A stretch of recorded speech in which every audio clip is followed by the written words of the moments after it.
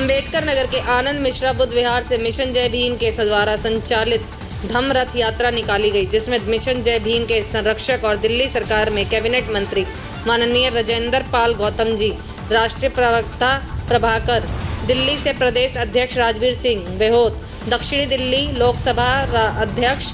अमित कुमार, जिला अध्यक्ष कमल गौतम जी, बुद्ध विहार के प्रधान किशन पाल, विजेंद्र बौद्ध, सेवा दास जी, डॉक्टर अंबेडकर वाल्मीकि जन्मोत्सव समिति के अध्यक्ष राजवीर सिंह, भारतीय बौद्ध महासभा से मलखान सिंह समेत तमाम साथियों ने भाग लिया। यात्रा बुद्ध विहार से होते हुए मादनगिरी की जामा मस्जिद पहुंची तो मुस्लिम समुदाय ने पूरे उत्साह के साथ धम्म रथ यात्रा का अभिनंदन किया और यात्रा का समापन दक्षिणीपुरी के वाल्मीकि मंदिर में हुआ। यह धम्म रथ तथागत गौतम बुद्ध की शिक्षाएं एवं बाबा साहब के दिखाए मार्ग का प्रचार प्रसार करने के लिए देश भर में भ्रमण करेगा। उसी श्रृंखला में आज दिल्ली के अंबेडकर नगर पहुंचा, जहां इस रथ यात्रा का आयोजन मिशन जय भीम की दिल्ली प्रदेश सचिव रोहिणी राज ने किया।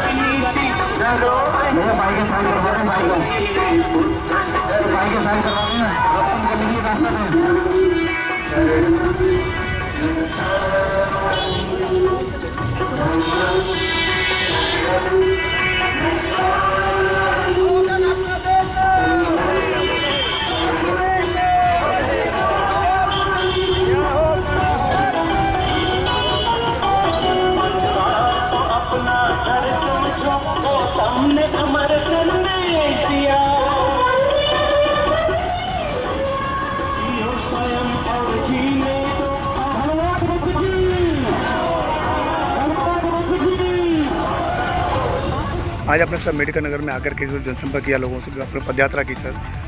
जैसे कि काफ़ी लोगों ने आकर के सर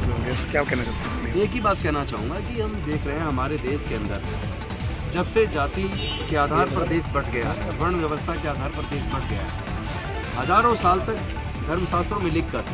देश के लगभग 90% लोगों को पढ़ाई लिखाई पर धार्मिक बंदिश लगा के रखी, उनके व्यापार करने पर धार्मिक बंदिश लगा के रखी,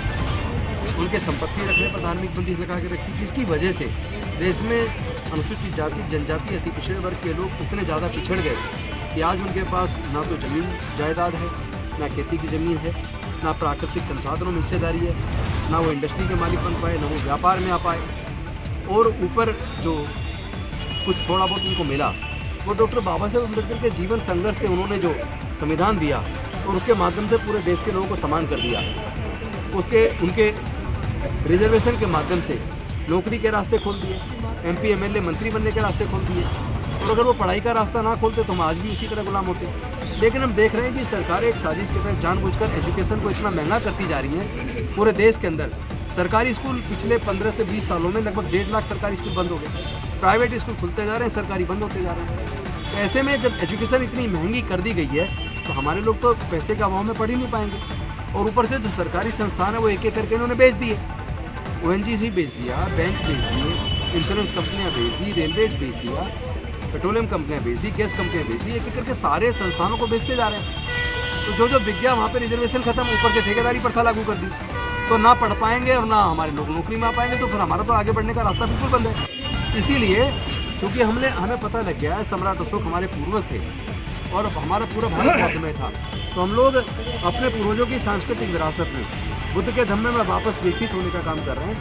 और अपने समाज को जातियों से बाहर निकालकर समता स्वतंत्रता बंधुता और न्याय पर आधारित, प्रज्ञा करुणा पर आधारित, प्रज्ञा पर आधारित, पंचशील पर आधारित समाज का निर्माण कर रहे हैं, जहाँ जातिवाद के लिए छुआछूत के लिए कोई स्थान नहीं होगा, और एक भारत ऐसा बनेगा जहाँ सब लोग आपस में प्यार करें, जहाँ मानवता ही सबसे बड़ा धर्म हो, जहाँ कोई किसी का जाति और धर्म की वजह से किसी के साथ कोई पक्षपात ना हो, छुआछूत ना हो। मैं समझता हूँ कि एक ऐसा भारत बने जिसमें सब लोगों के लिए समान अवसर हो, सबके लिए quality education, quality health service हो, और वो तभी संभव होगा जब हम सब लोग मिलकर एकजुट हो जाएंगे और बाबा साहब के सपने को पूरा करेंगे। उसी के लिए आज यहाँ आना हुआ।